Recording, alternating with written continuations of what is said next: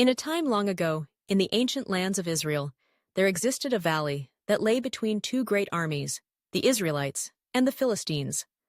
This valley, known as the Valley of Elah, became the stage for a confrontation that would be etched into history, a tale of courage, faith, and the indomitable spirit of an underdog. The Israelites, a people chosen by God, were led by King Saul, a man of stature and might. Yet, despite their numbers and weaponry, fear gripped their hearts as they faced a formidable opponent, a giant named Goliath. Goliath was a colossus, towering over the soldiers like a mountain against the sky. He was clad in armor that gleamed in the sunlight, a fearsome sight that sent shivers down the spines of even the bravest warriors. Each day, he would stride into the valley, his voice booming like thunder, as he challenged the Israelites to send forth a champion to fight him in single combat. "Choose a man for yourselves," he would bellow, "and let him come down to me. If he is able to fight me and kill me, then we will be your servants. But if I prevail against him and kill him, then you shall be our servants and serve us." His taunts echoed through the valley, instilling dread in the hearts of the soldiers, who could only stand frozen, paralyzed by fear. Among the ranks of the Israelites was a young shepherd named David. He was the youngest of 8 brothers, a mere boy in the eyes of men, often overlooked and underestimated. David spent his days tending to his father's sheep, playing his harp, and dreaming of adventures beyond the rolling hills of Bethlehem. While his brothers trained for battle, David's strength lay not in physical prowess, but in an unwavering faith that burned brightly within him. He had faced lions and bears while protecting his flock, and in those moments, he had learned that courage was not the absence of fear, but the willingness to act in spite of it. One fateful day, David was sent by his father to bring provisions to his brothers on the battlefield. As he arrived, he was struck by the sight of the two armies arrayed against each other, but it was Goliath's challenge that seized his attention. The giant's voice rang out once more, mocking the Israelites, taunting their king, and daring anyone to step forward. David's heart stirred with righteous indignation. How could this uncircumcised Philistine defy the armies of the living God?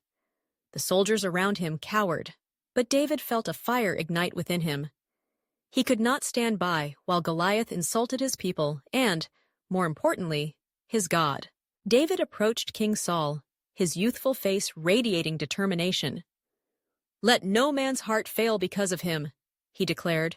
"Your servant will go and fight with this Philistine." Saul, taken aback by the audacity of the boy, tried to dissuade him. "You are not able to go against this Philistine to fight with him. You are but a youth, and he has been a man of war from his youth." But David's conviction was unshakable. He recounted his experiences as a shepherd, how he had killed lions and bears to protect his flock. "The Lord who delivered me from the paw of the lion and from the paw of the bear, he will deliver me from the hand of this Philistine." Impressed by David's faith, Saul reluctantly agreed to let him fight, but he offered David his own armor, a suit of metal that weighed heavy on the young shepherd. David tried to move in it, but it felt cumbersome and foreign. He removed the armor and chose instead to rely on what he knew best. He took his staff, selected 5 smooth stones from a brook, and armed himself with a sling.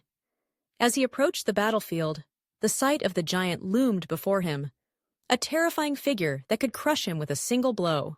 Goliath, seeing this young boy approach, laughed derisively. "Am I a dog, that you come to me with sticks?" he sneered. The giant cursed David and threatened to feed him to the birds and beasts, but David stood firm, his heart steady, and replied with a voice that resonated with confidence. "You come to me with a sword, with a spear, and with a javelin, but I come to you in the name of the Lord of hosts, the God of the armies of Israel, whom you have defied.